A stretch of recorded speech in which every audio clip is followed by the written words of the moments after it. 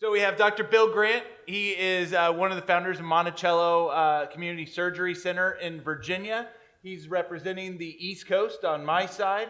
We have Dr. Sharif Khattab representing the West Coast from Ocean Surgery Center. And then in the middle, we have somebody that I've talked to and actually helped build our website. If you saw that our website got an upgrade in the past couple of months, it's because of this guy right here and Better Doctor. BetterDoctor.com does a lot of stuff. And I want Ari to kind of talk about, he's set up to talk about how they see people shopping for healthcare and how they can help the shopping for healthcare. And Dr. Grant and Dr. Khattab are going to run through what they've seen and the competition they've seen starting their practices. So, Dr. Grant.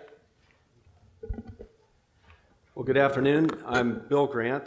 I'm an orthopedic surgeon and call Charlottesville, Virginia, my home. I appreciate Charlie inviting us out to be able to speak about our experience related to our community surgery center. I just have to say, with regard to Maria's talk, I guess we were warned that we had to pass this act before we really understand what it was about. Although it did make me think about finding Dr. Josh out here somewhere and see if he brought his Imitrex with him so that we might be able to utilize that. At any rate, we have established a community ASC in Charlottesville, and it's based on a free market basis. Let's see here. But we're not in yet a completely free market. So Charlottesville has a service, or has a population of about 120,000. Our service population, 300,000. We have two larger healthcare systems, one being the University of Virginia's Medical Center, of which this is the iconic rotunda that is out in front of the university, and then a private hospital, Martha Jefferson Hospital, which was established back in 1903. I trained in orthopedics at the university, came back to Charlottesville in 1998, and have been on the staff at Martha Jefferson Hospital since that time. Our state of Virginia is one of about 20 plus that continue to have certificate of need laws. And in about year 2000, it appeared as though that was going to sundown, and there was a group of surgeons that felt that we should be operating for our patients that had outpatient surgical needs, not within the hospital where we had currently been, but to establish an outpatient center. And we started looking into doing that on our own, and there was some pushback and a significant desire on the part of our community hospital to work with us on that. We spent about 18 months on a steering committee and ended up forming a 50% partnership that was between 32 of our surgeons and Martha Jefferson Hospital. We opened up under the name Martha Jefferson Outpatient Surgery Center in August of 2003. This is a shot of the medical office building that we operated out of. We occupied the majority of the second floor. We were identified as providing quality care. It became profitable very quickly. It was surgeon managed, it was run very efficiently, and there was a very strong repeated hospital commitment that there would never be a sale of our community hospital to a big corporate system. That was until it actually happened. And it happened without any discussion. We were advised that a decision to go down the path of sale had taken place at a board meeting the night before it was coming out in our local paper that this had happened. That was in September of 2010 and finalized in the following year in June. And so our hospital became their 14th in their system. They're a big entity. They spend about $1 billion a year with regard to their operating budget. And so that really threw a kink in things. I mean, I liken this as to kind of the situation that two partners owning the community hardware store might face if one partner went out and talked to Lowe's and had a deal on the side and without discussion came back and said, I've sold out my half, and if you knew what you were doing, you'd agree and go along with this. We looked into the possibility of going down this path of being partners with this large system We wanted to maintain our community ties. We didn't want to be swallowed up by this large entity. We had looked into some changes in ownership where the physicians would actually have a controlling interest, and that really went nowhere. And our operating agreement said basically that if the hospital had sold itself, that we had the obligation to buy them out. And that's what we ended up doing. And we went through with a redemption agreement in July of 2012. Unfortunately, because it was a medical office building that the center was leasing the space from, they terminated our lease with plans that they would backfill in after we left. We filed the relocation application for the CON with the state of Virginia in July of 2012. The state staff that studied it came back in September and said, sounds reasonable to us. We weren't creating another operating room. We're a 4-room center and 1 procedure room. And that decision was put out, but unfortunately appealed by the acquiring institution, Centera. So in December, 2 months after we were told by the state that we ought to be able to do this, we had to sit in front of a judge and go through the whole process of discussing this whole thing.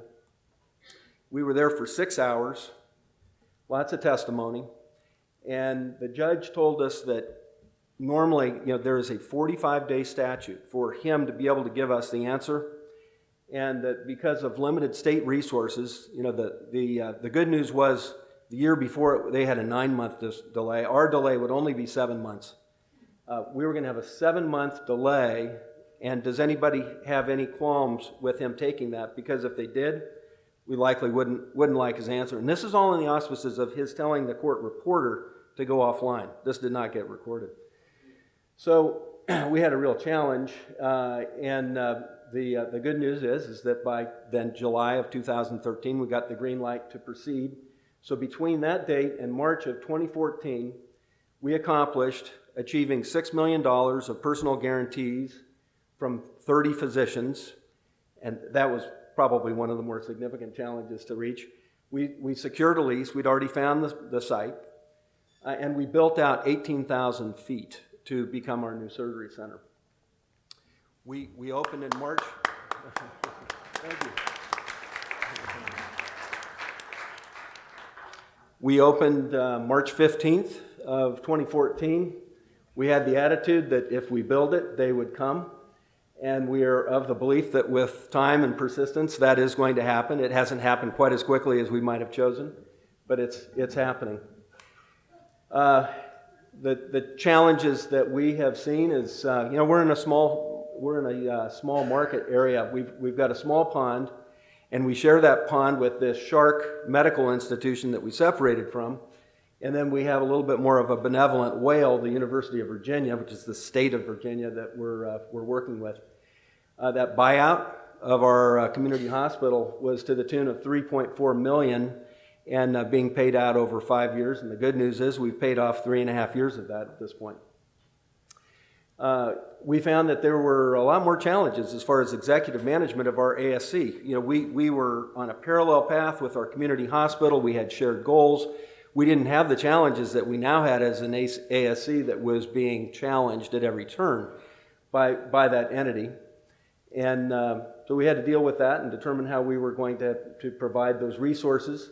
And we also had this ongoing problem, worsening problem of issues of physician independence versus dependence. The hospital did a good job of reaching out to a number of our physicians and convincing them that they were going to put us out of business and they wouldn't have a place to operate if they came with us. And in fact, ended up employing a number of our specialty surgeons. So that's been one of our challenges. And as with every surgery center, it's been a matter of having adequate caseload in order to bring in the revenues to offset our overhead. So those are the things that we're working on. Have to give a lot of credit to a number of people, and Dr. Smith is at the top of the list. When we were going through the process of deciding, are we going to take this step, one that was an unknown, plenty of risk. There were a number of conversations with Keith on the phone with me. We had Skype sessions with our doctors. Seeing Keith projected on a screen at our meetings, and largely based on the input and the potential that we thought we had from Keith, we made the decision. Charlie Sauer, we've interacted with through this institution and appreciate all of his support. In February, we had our first chapter meeting for Virginia of FMMA at our surgery center, and turned out very well. Keith came and spoke. Norm Brinkman is our developer, Class Act. We wouldn't have been able to do this without him. Ralph Weber with Medibid, who's not here today, has played a significant role. And Tim Meekum, one of our founders, who's here in the audience with us, is an anesthesiologist and entrepreneur who's playing a significant role right now, interacting, interfacing, looking at the free market world, the TPAs, to try and develop the relationships that we're hoping are going to support our center. So the steps that we've taken are to start out by putting together a website. We have social media exposure. We're developing relationships with TPAs, some of whom found us, some we were referred to. John Thomas with HR Plans is somewhere in the audience here, right back here, that we've enjoyed developing a relationship with and have been taking care of patients with. Tim has made a number of calls to all of the TPAs in a database we could identify within 600 miles of us. That hasn't been met with quite the reception. We've identified other groups that have been aligned with the free market approach. Christian health sharing with Samaritan Ministries, and we've had meetings today also with Christian healthcare. Medibid I mentioned, and we've got two communities near us, Mennonite and Amish communities, that align with us with regard to this. We've been coming to meetings to try and meet people that we can work together with synergy. We found on the patient side that we're early on. There's a lack of awareness on the part of patients as to what they might be able to do in conjunction with the free market and with our center. They need to be involved with a plan that would allow them to come if they're going to utilize that aspect of our services. We found that attracting people to come distances is a little bit more difficult with the less expensive procedures because it doesn't warrant, the change in economics doesn't warrant them traveling longer distances, but we have had people come from all over the United States. We need patients that are independent and have a cost-conscious attitude in order to make this work, and one of the areas that we're seeing of significant importance that we're looking to the FMMA and other areas such as Price MDs is to develop a more global network that embraces this process. On the company self-insured corporate side, at this point, companies may not have an interest or perceived need. They may not have a mechanism to handle a free market approach. They may trust the traditional networks that they've been associated with to date. And some of them may see value, they may be convinced of that, but they're not taking the steps to follow in and not feeling the urgency. And then, we've learned, there's different impact as to whether the self-insured companies are associated with a third-party administrator or an administrative services organization because of the latter's tie to traditional insurance. So we're optimistic for the future. We feel that we have clear value compared with that from health insurers or government offerings. The free market is, we believe, in its early evolution. We're looking more at an 18 to 24 month period of timeline to understand what direction the trends are going to go for us. And again, we're hopeful to develop relationships with groups, many of whom may be represented here, that we can work with down the road. So I appreciate your coming and hearing our talk. Thank you.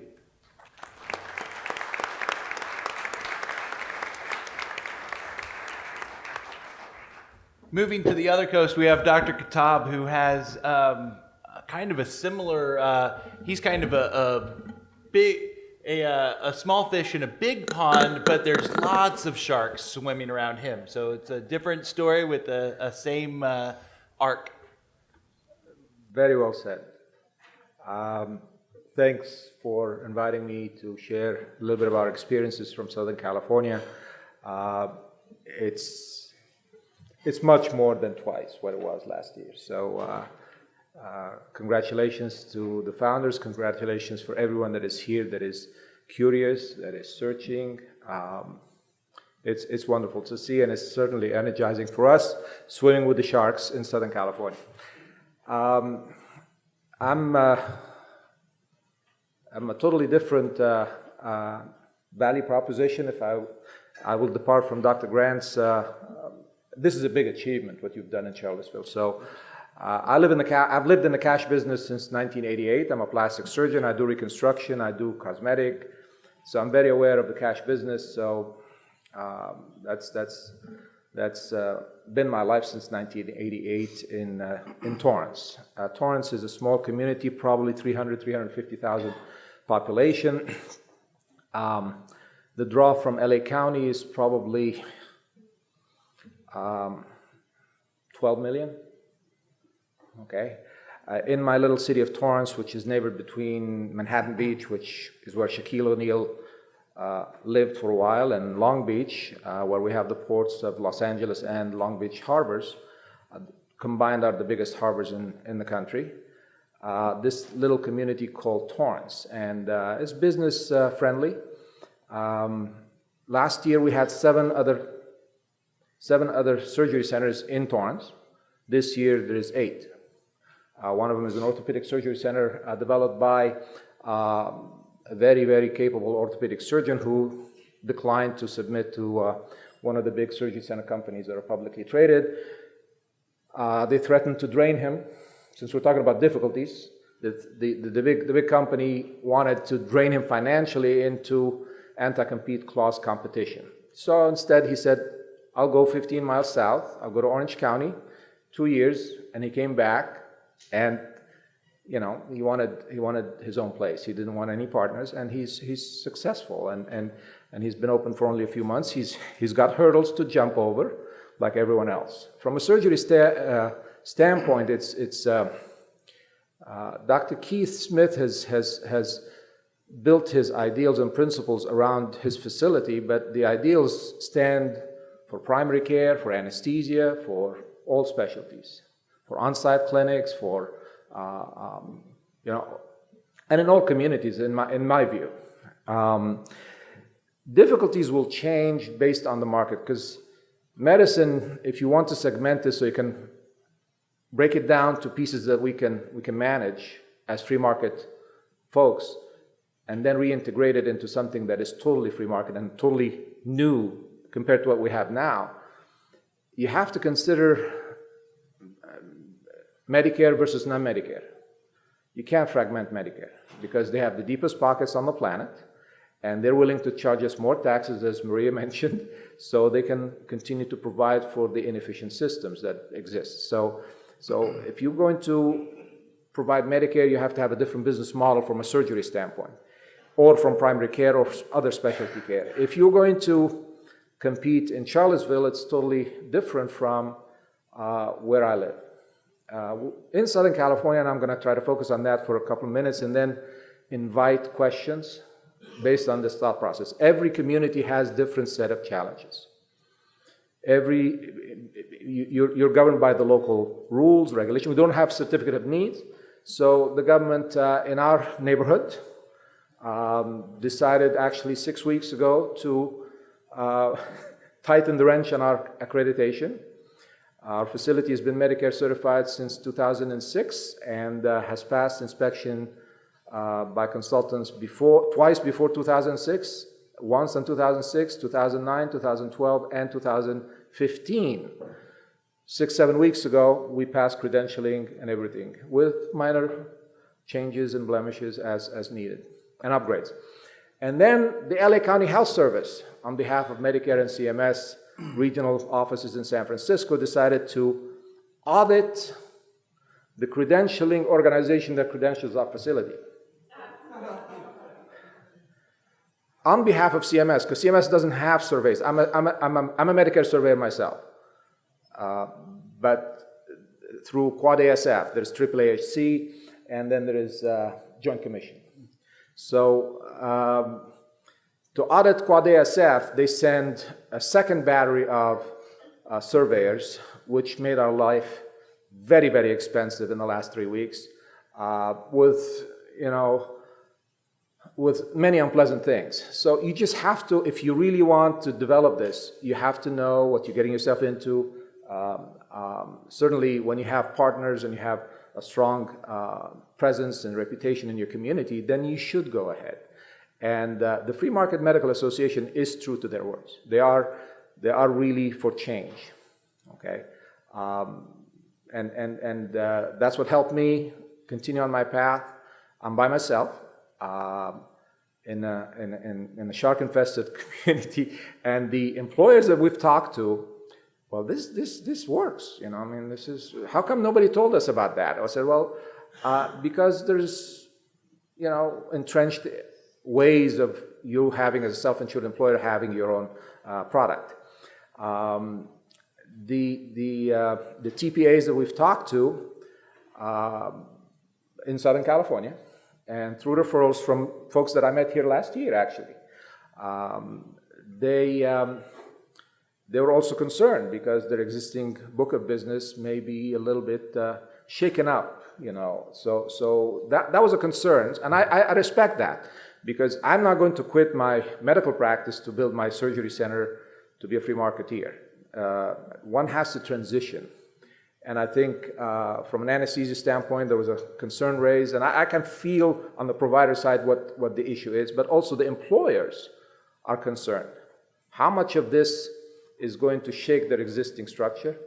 Jay has been an incredible resource for us, not just him, but his whole team. He's made it you know, possible for us to ask some of his professionals to assist us with our endeavor. And these folks are real. Okay, and this is going to happen, and please grab any opportunity that you can to establish a relationship today, because it is important, it is vital, it is for all of us as a community, it's of all of us as a country, it's all of us as a society. This has to happen. But no one person can do it by themselves, or region, or state, or, you know, so I'll leave it at that, and welcome any questions that maybe I can try to answer. But let's hold off for questions for just a second. Okay. And I think we'll have Ari go, and then we'll save questions for the end. And you know, so as we've heard, I mean, it's the sharks are out there. This business is a hard one, and the business is there. We have the sharing ministries, we have the self-insured businesses, we have the TPAs. They're hard to talk about. They're hard to get to sometimes, but as I said, betterdoctor.com helped us with our website. It's now mobile optimized. It's actually a dynamic and fun to look at piece. And talking to Ari through that process, we started talking about some of the numbers behind what they do. And so I thought it was kind of interesting because, you know, it's if you build it, they'll come. Doesn't really work. You actually have to you have to persevere and go find it. And this is some of the ways to go do it yourself. Thank you, Charlie. Great to be here, and I think I feel kind of bubbling excitement on the whole movement. I'm an outsider. I'm not an MD. I've been in healthcare for 4 years. I've been a patient for 15 years. A lot of drama in my family, a lot of health struggles. So I've been a super user of healthcare systems in Europe and the last 8 years in the US and California. So let me talk about a few things. So I started the company to help people find a good doctor, build a better transparent system. I was lucky enough to be very early on the internet, mid-90s, and started to work on that. Last 20 years I've been spending my time on different companies. And I wanted to build something that really helps people to go through the system in a more easy way. And it's also about not only helping the patient, but also helping the doctors to find the right kind of patient out there. So we have done a couple things which I'm kind of excited. You don't see it too well here. We were the first ones to take the Medicare data that came out last year, and we published it in a way that anyone can see now how many times doctors have done different things in Medicare. I know it's not perfect, but it gives a really interesting insight into this quality piece. We also have the pricing. We use the Medicare ask price, which is giving a pretty good insight on the roughly pricing what different doctors are asking. And we are giving this data out now publicly to a lot of people out there. So the key question I have today is that patients are online today. Are you? Think about 1926. Somebody coined the term location, location, location. I think we all know that. And I think it reflects the fact that we build it, are they going to come? I would say today it's more about online, online, online. Because the fact of life is 83% of the patients are looking and finding a new doctor online. That's a study done by Pew Research, not by us. It's been going from 40% to 83% in 10 years. That's a massive increase. What people are doing online, they basically are looking at Google. Let me go back one here. So here we can see the growth. From last 10 years, we have seen 400% increase on traffic on Google for people looking by doctor, doctor name, and other keywords. Then what people do when you do a Google search, you normally search by name. It might be a little bit counterintuitive, but think about the patient. They get the referral, they talk to a friend, they go to the insurance company website, they go some other place and they find a doctor name. They want to do a second opinion, and that second opinion today is online. They're going to go, they're going to punch your name in it. What they're going to see is usually your website, some review sites, your practice site, and other places. And we know for a fact that half the people are going to go for the first 3 results. So that is really the place when people are first time interacting with you on the web. When we go forward, so this is a good example, and I want to thank our guinea pig here who gave us permission to look at his profile. It's not perfect, so I did a search here for Dr. Serif Katab, and what I've been seeing is he has a really good reviews, he has a good presence overall, he's far beyond many other people. But we found out there are some issues. For example, Google is thinking that his last name is Serif, and that's not true. So Google is now understanding that all the information on the web should be last name Serif, not Kata. So that's really problematic, I think. And also we found out that, for example, in health grades, in his profile, there's a phone number that you call, and it's owned by Providence Health. Providence Health hijacked his phone number and basically is collecting all the calls and driving some of the patients to other places. Why that matters is that they have 10 million patients going every month to health grades.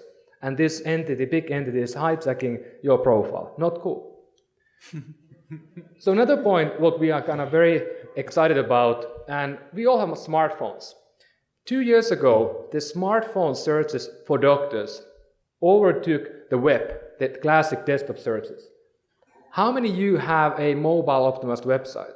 Google is now dragging down the sites on the results if you don't have it. So we did a test here. There's a tool that Google is giving, and unfortunately, your website is not mobile friendly today. We're happy to help on that. And I think that's the case for most of you, because this is brand new development. The web is moving so fast that even us have a hard time keeping up all the changes. And we have 70 people working day and night on this. Then next, if we think about what patients really care about, I mean, most of them now, over half of them are going online and reading reviews about doctors.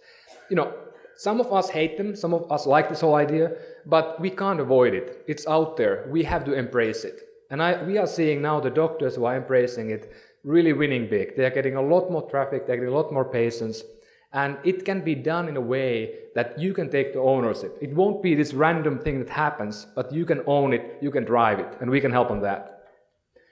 So here's an example of Dr. Katab here. I mean, amazing, you can see the review, but this review is such a good one that I was almost crying when I read it. So some patients, they are loving you, so you are doing really well in this department. But I think everybody should be looking at this today, if you are not already, because it is the way how people make decisions. So to summarize, we basically see this in a way that first the patient, they are seeing referrals from the doctor or from the friend, insurance company website or other places. Next, they're going to go Google, they're going to do a name search for you, and you need to care about what they see. Thirdly, they're going to validate whether you are the doctor that they want to see. They're going to go to your website, they're going to look at the rating sites, they're going to look at Google Maps, where are you located, are you near enough? And then finally, they can make a decision. If they find everything is okay, they're going to book an appointment, make a phone call. If not, they're going to go back to Google and find somebody else.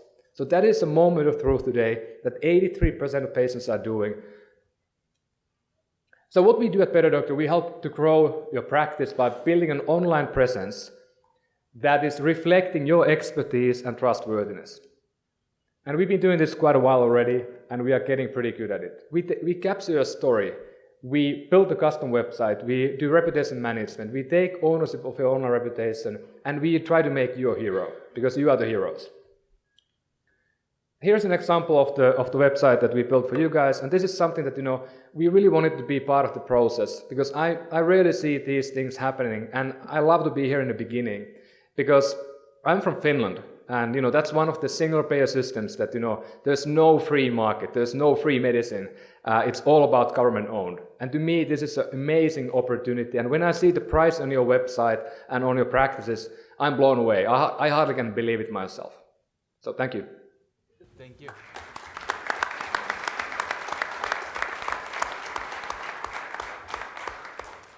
Doctor, if you have questions, if you can make it to the mics, and I'm going to take one because we kind of got the question earlier of what has the competition been like with Centara? I mean, are you? How hard is it? Can other people do it? Should other people do it? Well, again, I think it has to do with the environment that you're in. In our particular environment, we're in a little bit more of a smaller population. To answer about Centara, we've had pressure with regard to an orthopedic practice having been purchased, so that they're now employed, and contractually the doctors that had used to come to our center are no longer able to do so. That's one of the more significant constraints. There's a marketing budget differential. They have much deeper pockets to engage in that. And when they did so for the orthopedics department at Centara that they had just broadened, that then was an impetus for the University of Virginia to say, well, we can do that too. So those are all pressures that we've been dealing with. But we've been involved in the community since 2003. There is a loyal following. Yep. So we've got a good group. One of the things I like about the FMMA, and one of the things I like what we do, is the time that Dr. Smith is willing to spend with people, the time that Jay is willing to spend with people, the time that I know Josh Umber is, and I try as well, although I'm not as helpful as some of those guys can be. But if you are in these fights and you need help, call us up and we can talk about it and help introduce you to the people that might help you through it. Yes. I've learned a few things about the internet. I have two sons that are involved in the industry, and they help me a great deal. Nevertheless, in a medical practice, if that's not their bag, it's not all that helpful. So my question is this. With Google and the other aspects of search that are available on the internet, can that be a self-sustaining manner of putting yourself before the public you want to be put before? Or do you have to use things like mailers and different forms and radio and other things to augment it? In other words, can I find a website that if I just manage the website well, that's all I have to do? I don't.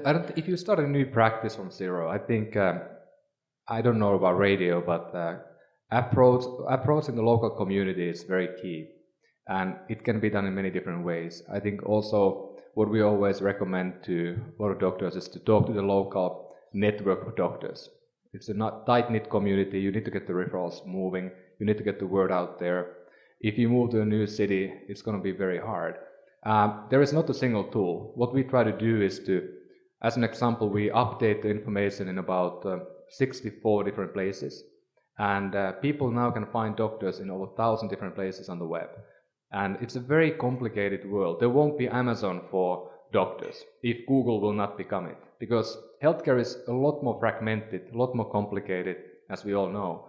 So that's why I think it's so complicated. And I think like I said, we have 70 people working day and night, and we try to make and keep up with the Googles. It is very, very hard. And I know people at Google who are friends of mine and they give me insight, but still they don't even know what's going to happen next. So I think what I can promise is that if you come, sign up after this, for example. We can do a free audit for you, and we can give you feedback what you could do better, because I think that can be very helpful. Thank you. What Ari is mentioning is very valuable. Digitizing your services, whatever they are, is very, very valuable. But in medical care, there's different tiers, if you will, of providing medical services. If you just want, your son to have their vaccine so they can make it on the tryouts for the team, you may run into any place that is open that night so that your son doesn't lose the chance to get on the team. That is the simplest encounter. It's one done and finished. You can walk into a clinic, you can walk in a minute clinic, whatever clinic, or that's not what we're talking about, but it's going to happen because people are seeking convenience. People are doing many, many more things today than they were 10 years ago, and so they just, convenience is important, price is important, but we are offering them freedom on that. When you're talking about surgical services, it's different from a vaccine that is one encounter. Primary care is in Southern California where I live. It's about 10 or 12 years ago that the concierge, the Joshes of Southern California started 10 years ago in Torrance. And it's fair to say that they have full practices. They cannot take another patient. And I asked them, and they're friends of mine. I said, so how you do it? And they have different programs, but they are treating the sickest patients in Torrance. These are the patients that are paying out of pocket to go and see these physicians on a concierge agreement so that they can stay away from the hospital because they know they don't want to go to the hospital.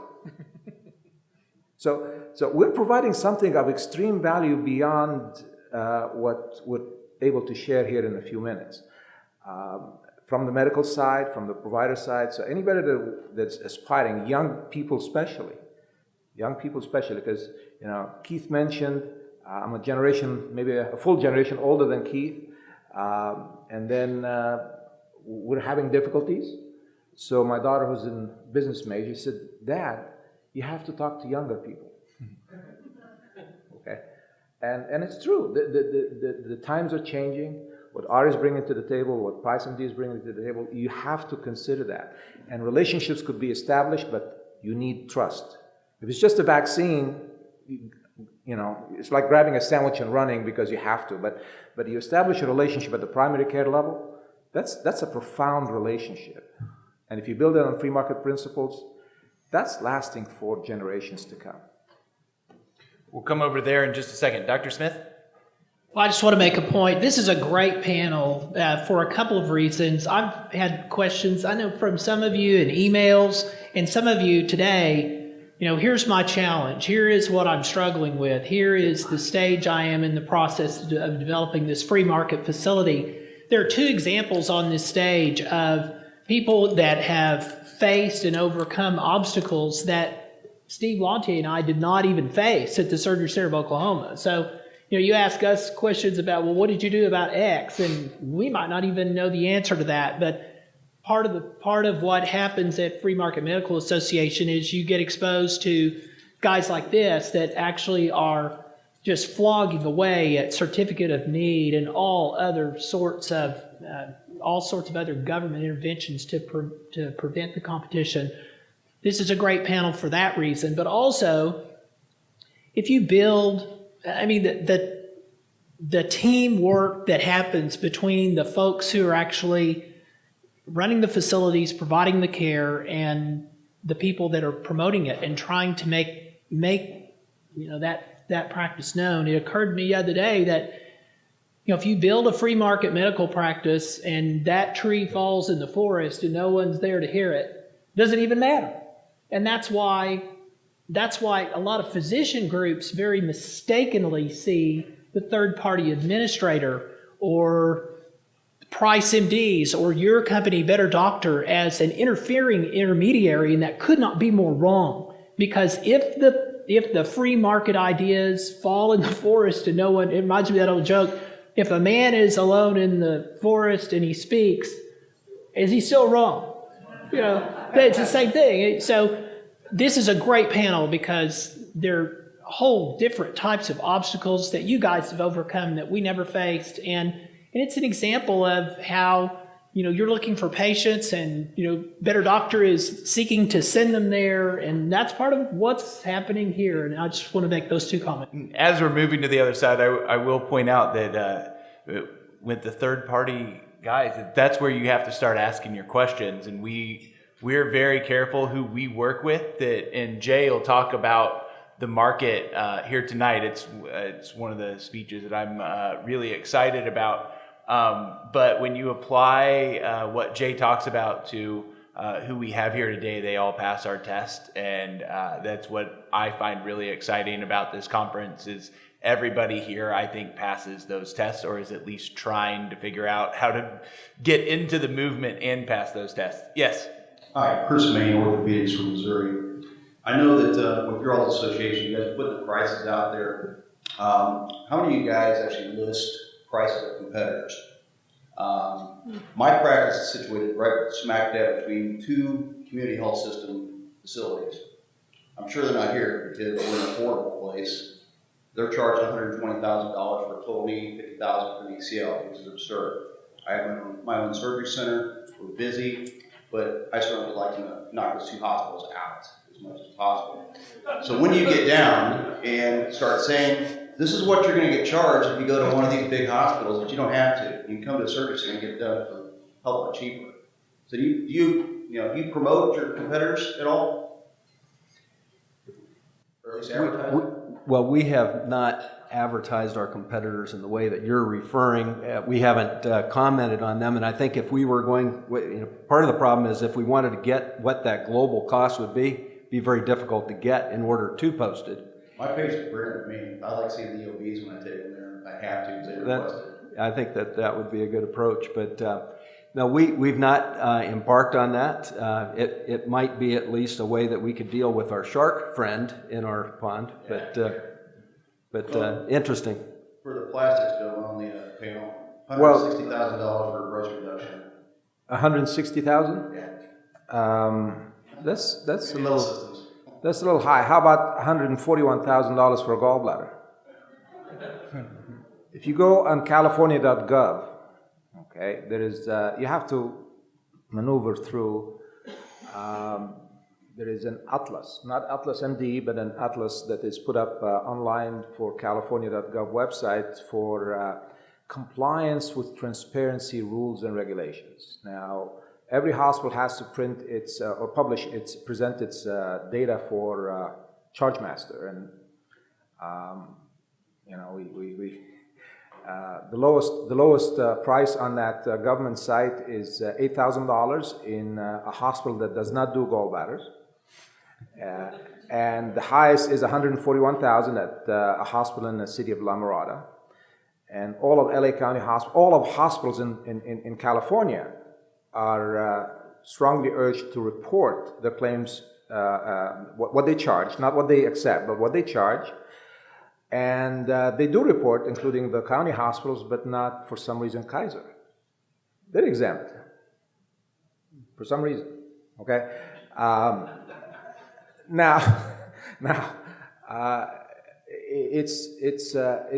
So there are prices out there already. You can find prices. It's amazing when you start thinking about free market principles, and if you're really a true advocate of that, and you really want to make an impact, it's amazing what's out there already. For me, I just needed to meet Keith once. I heard about him, and then I met him, and he's a real person. And he's sincere and serious about this. So there is so much information out there, and Ari pointed out to the plastic surgeon that's on my Google page, right? She's a friend of mine, okay? And actually, she took the residency in the University of Chicago that I was going to take in 1986. That's how close we know each other. And because of rules and regulations and cost of compliance with Medicare, last year she shut down her Medicare facility. She was the first one to have a Medicare certified facility, And she shut down her facility and brought all her cosmetic surgery to our facility. And she became the 6th plastic surgeon that brings cosmetic surgery to our facility. The new world where digitized information is going to be available to everybody is inclusive, is not exclusive. That's what's exciting about this. That's what's truly exciting about this.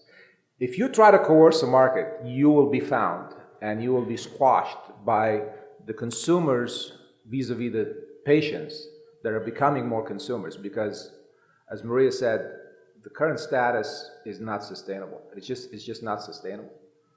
Something is going to have to give. And if everybody is covered under one plan, it's called plan whatever, many people, be prepared and position yourself, because a lot of people are going to step out. Are going to step out and say, I want my hernia this year, not next year. I want my cataract fixed. And that's happening, by the way, for ophthalmology. It's happening. It has been happening. So, Doctor, we have 2 people at the microphones, and we have a hard stop coming up here very quickly. So we're going to take both of these questions, and then we will adjourn to the back. Yes, ma'am. Speaking of the new world, it sounds like Better Doctors would be a very valuable service for most of us, probably all of us. I'm curious, how do you pay your 70 people that work 24 hours a day? How do you make your money? How much does this cost us? Great question. First of all, we try not to be a consulting shop that you go and get a website and then they forget you once they get the bill. We are monthly based with some setup fee, and we try to keep up with the web every day and provide a service, not a consulting one-time offer.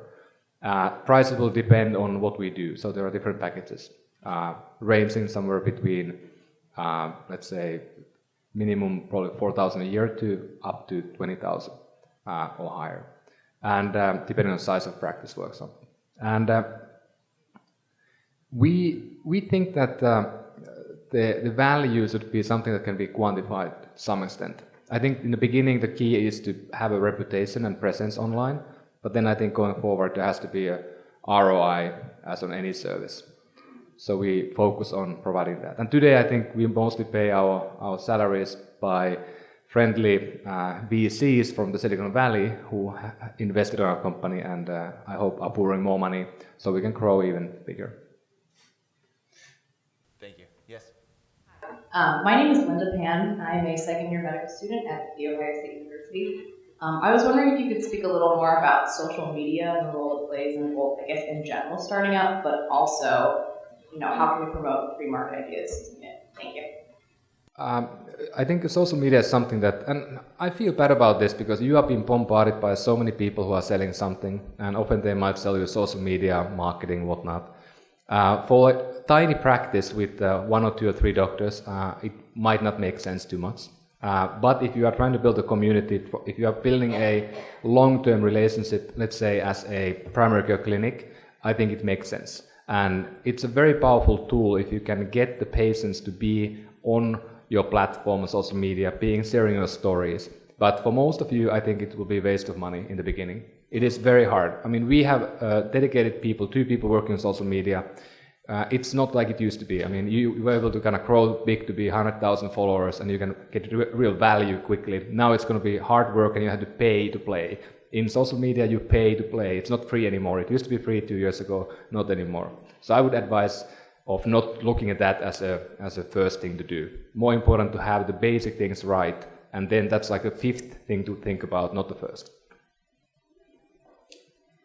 All right. Well, thank you all.